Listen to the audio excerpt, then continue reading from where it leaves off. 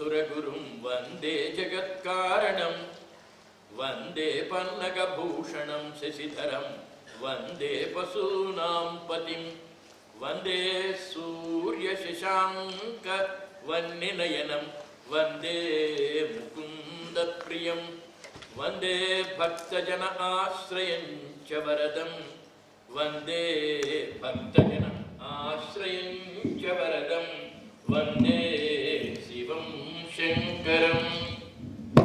Friends, truth is unknown to none. Love is felt by everybody.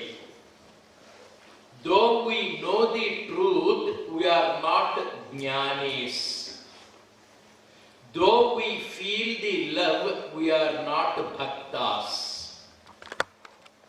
Everybody knows that it is bad to tell a lie. But we do tell lies. Everybody knows that to harm others is wrong, but we do harm others. Knowing and feeling are different from practicing truth and practicing love. The theoretical knowledge of truth and the theoretical experience of love are not yoga. Yoga is practically to experience the reality of the truth. The absolute truth is to be practiced. Everybody knows death is certain. Who does not know it? Every person born on this earth is sure to die. Everybody knows the truth, but all are not yogis. He who is capable of facing the death without any disturbance, without any commotion, without any tension, without any anxiety is a yogi. Many people know the truth, but a few people only can experience the truth. Jnana Yoga is at the theoretical way and Jnana Yoga is in the practical functioning. When we are performing the activities, reading is an activity, writing is an activity, sitting is an activity, doing is an activity, all are actions. We are not free from actions. When these activities are prompted by the truth, when they are on the basis of truth, when they are to have the undercurrent of truth, and when they are performed with the cosmic love, then it is Karma Yoga. Practice of truth is Jnana Yoga. Feeling the cosmic love and practicing that love every moment is Bhakti Yoga. With the undercurrent of truth and with the approach of love, when we perform the activities, it is Karma Yoga. All the three are not watertight compartments. They are interrelated, and all of them can be acquired, enjoyed when we practice Raja Yoga. No yoga is a watertight compartment. Raja Yoga has all the other three. Every yoga to that matter has the remaining yogas. Therefore, the wholesome person is to experience the yogic life. For that, we have to know the truth and practice the truth. We take the commonest example that everybody is sure to die. This is the truth. We know the truth. This truth was known and practiced in Krita Yuga. Long ago, so long ago, no one knows how long ago. Once upon a time, the people were all yogis and they knew the truth and they practiced this truth without any tension. How, sir? In Krita Yuga, everybody everybody knew when he would die. People come to Prashanti. When they come to Prashanti, they reserve the return tickets. They know when their train is, when they have to leave Prashanti. Similarly, everybody who came to the earth reserved his return journey. And that return journey ticket is called death. When are you returning? On the 12th of December, on the 6th of December, on the 20th of December. You tell the dates. Similarly, in Kruta Yuga, when people were asked, you have come to the earth on the 6th of August. When are you returning? After 40 years, on the 30th of August, I returned to my original place. There was no tension. When did you come to Prashanti? On such and such a day. When are you going to return? On such and such a day. Where is the tension in it? In Kruta Yuga, everybody was practicing this yoga, that is, they knew the death dates. Similarly, they loved all. In the Mahabharata, there was a beautiful story about this death. In Kruta Yuga, people were aware of their date of death. And so, when that death date was fast approaching, they used to invite their friends and relatives.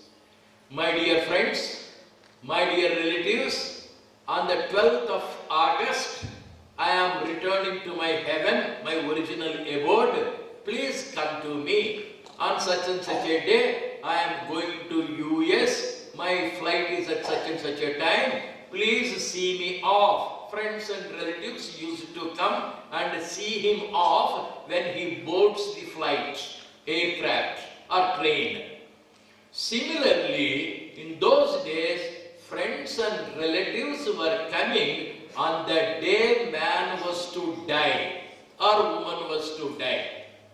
And the goddess of death, Mrityu Devata, or god of death, used to come well dressed like a bride or like a bridegroom, and the person, man or woman, would go receive Mrityu Devata. Welcome sir, welcome madam, good evening, good morning, let us return. And with Mrityu Devata, the man or woman was going back to the heaven. It was a function. It was a happy occasion because everybody knew the truth. Gradually, people fell from the yogic heights. The enlightened people became more and more ignorant, and they did not like the man to die. They did not like Mrityu Devata to come. Therefore, the welcome was not very, very happy. They were not receiving Mrityu Devata with all fun and farce. They were angry with Mrityu Devata for taking the man away or woman away, and they were cursing, scolding, sometimes weeping. Then Mrityu Devata went to the Creator Brahma. Brahmaji, you asked me to go to the earth and bring the people. I am going and bringing. Once upon a time, they were receiving me with all the warmth of affection. They were shaking hands with me and they were coming with me. It was all a happy occasion, just as the birth was a happy occasion, death was also a happy occasion. Everything went on very well. But nowadays, they are not welcoming me well. They are angry with me. They are sorrowful. They are weeping. What shall I do? Mrityu Devata went on weeping in front of Brahma. Then Brahma said, hereafter you don't go. Then who will go to bring them? From your tears, drops of tear, kannir, from each drop will be born a new disease. That disease will go as your messenger, and that disease will bring you bring that person to hell or heaven. So one drop produced cancer. Another drop was typhoid. Another drop was HIV. Another drop was TB. Another drop was leprosy. From all the drops of tears, diseases came. Mrityu Devata stopped coming. Only the diseases were coming and people were dying. Now, instead of scolding death, people were cursing cancer, dirty cancer. It has killed my son. Dirty HIV, it killed my father. Dirty TB, it killed my brother. People were cursing the diseases, not death. This is a story mentioned in Mahabharata to indicate people have fallen from the enlightened state of knowing the truth and practicing the truth to ignorance. Now yoga is to revive that enlightenment. Yoga is to make us again aware of the truth. Not only should we be aware of truth, but we should experience it and we should live that. Love also, theoretically we speak wonderful love. We don't really feel it. There are two characters. One is Gautama Buddha. He is the embodiment of prema, love, compassion. Adi Shankara, the very embodiment of knowledge. When death was coming to him, he smiled at death and welcomed death and embraced death, Adi Shankara. He did not feel sorry. He was a witness to death. After all, this body would die. Let it fall. Let me be a witness to my own sickness. Let me be a witness to my death. That's what Adi Shankara felt.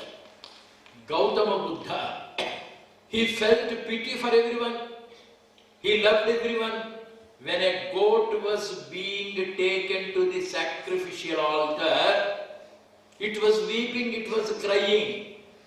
Gautama Buddha felt the pain of it. He asked the man, please spare the goat. Leave the goat. Instead of the goat, please take me, please kill me. His love was universal. He was kind towards everybody. Even if a flower was to fade, he used to weep. Now, there are two types of sadhana. One, those who would like to practice. I have the right hand. All of you have the right hand. This right hand of mine has a wound. Your right hand, let us presume, imagine, also has the right wound. Two ways. Number one, when you have the pain on your right hand, I don't feel it. When I have the wound on my right hand, I feel the pain of it. One sadhana. When you have the wound on your right hand, I should feel the pain. That is bhakti, prema, compassion, daya, advesta sarva bhutanam, maitraha karunayevacha. Anywhere anybody is to suffer, that suffering is mine. If I am able to experience that cosmic love, if somebody meets with an accident in Delhi, I feel the pain of it. If somebody has a wound on the right hand, I feel the pain of it as though it is on my right hand. The second experience, I don't feel your pain. Similarly, when there is a wound on my hand, I should not feel the pain. I am a spectator to your hand. Let me be a spectator to my hand. When I look at your hand, I don't feel the pain. Similarly, when I look at my hand, I should not feel the pain. Either I should be indifferent to my body as I am indifferent to the body of others, or I should feel the pain as I feel the pain of my hand when I see the hands of others pain. Two sadhanas. If we are able to feel, then we are yogis. There's no meaning in speaking of yoga without experiencing it. When I know the cosmic truth, when I am only a spectator of everything, let me be a spectator to this body. Let me not feel the pain. That's what Vivekananda practiced. He came out and he developed that love. When he was the son of Bhuvaneshwari Devi, he loved his few brothers and sisters. And his love started expanding. When he went to Holy Mother Sri Sharada Devi, spiritual mother, his brothers and sisters increased in number. All the disciples of Sri Ramakrishna became his brothers. Love expanded, increased, enlarged.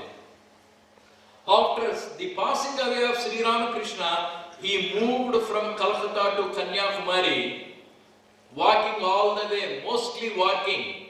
And all through his journey, he saw many Indians suffering. He felt their pain.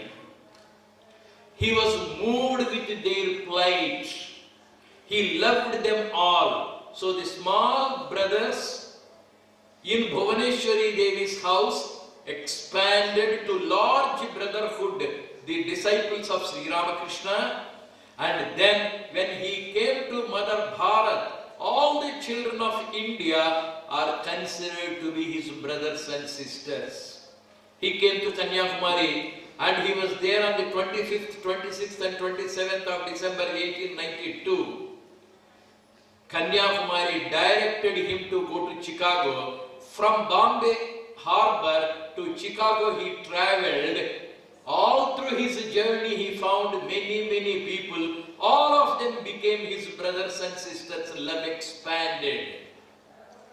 And at Chicago on the 11th of September, when he found that ocean of humanity sitting in front of him, so many people, about 6,000 people sitting in front of him, all of them appeared to him as brothers and sisters. His love further expanded. Bhuvaneshwari Devi's children, small number, brothers and sisters.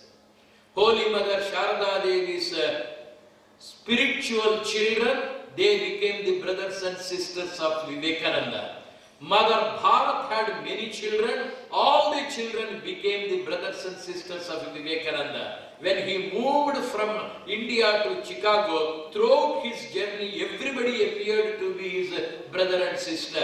And at Chicago, he found everybody. And that is his expansion.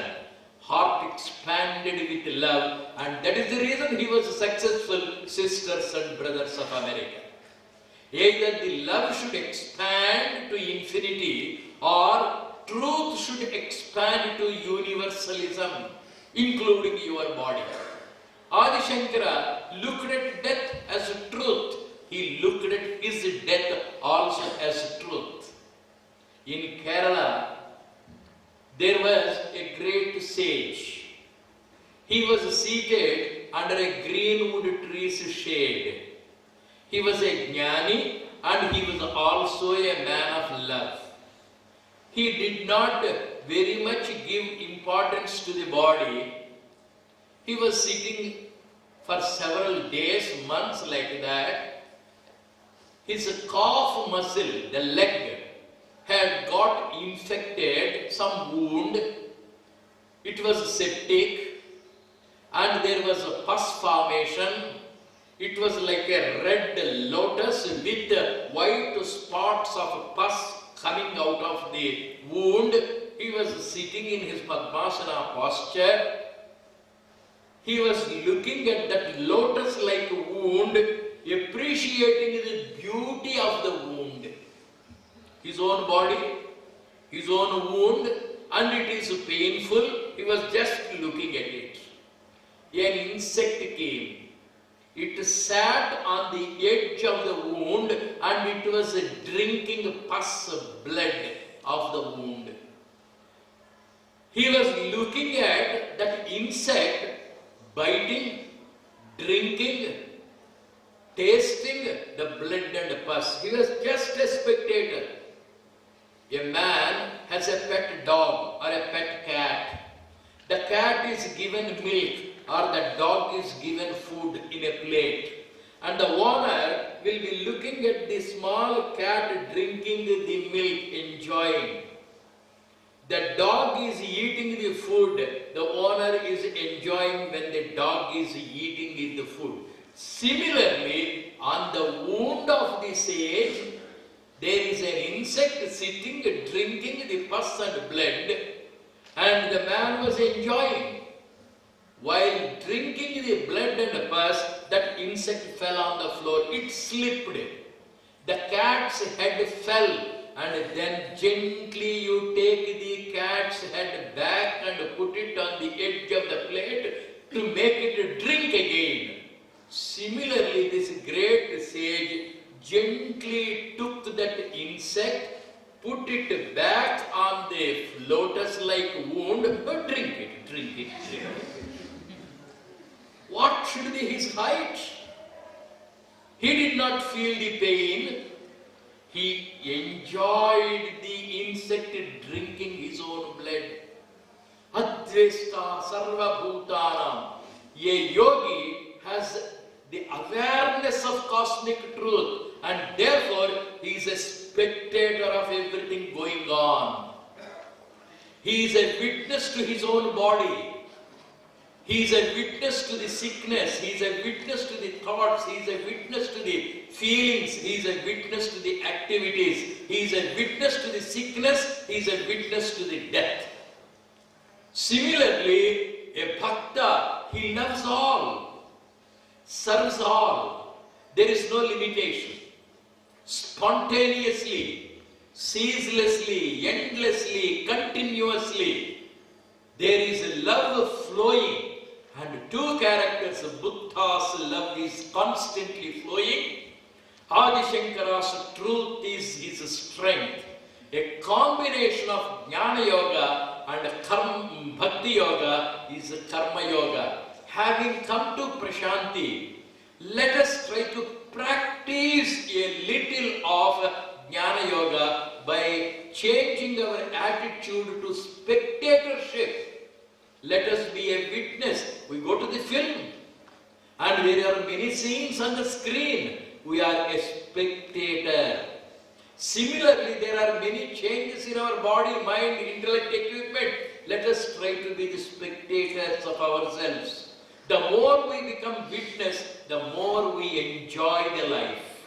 Similarly, let us not restrict the flow of love. Let us love everybody. Sakala charachara jagat pipilika di brahma paryantam. Everywhere we continue to love. That's why Sri Krishna is Yogeshwara. He is established in truth. A spectator he is. He is an embodiment of love. Loved everyone. May we try to be the Yogeshwara's disciples. Let us try to practice a little of jnana, a little of bhakti. Having come to Prashanti, our lives will be of fulfillment. Let us now meditate on Sri Krishna, great Yogeshwara.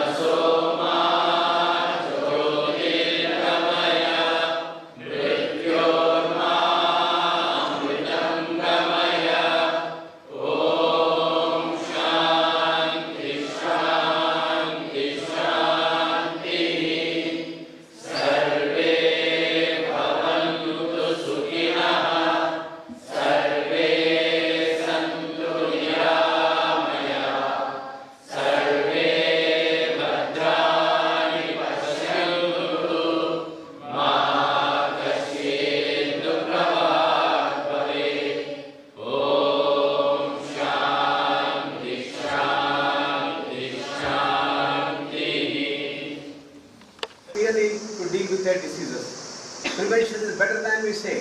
better than cure. But how much of money we spend for prevention? If you look at the budget of any country today, 99% goes for building skyscraper hospitals and training of specialists and super specialists, and hardly an amount for prevention. Prevention budget has to be increased. Therefore, I have been appealing in the Planning Commission in the health sector that we should include, at least in India, in the oil sector, 15 to 20%. Unfortunately, in the last Planning Commission, they all agreed, they all emphasized this, and I think they are not in the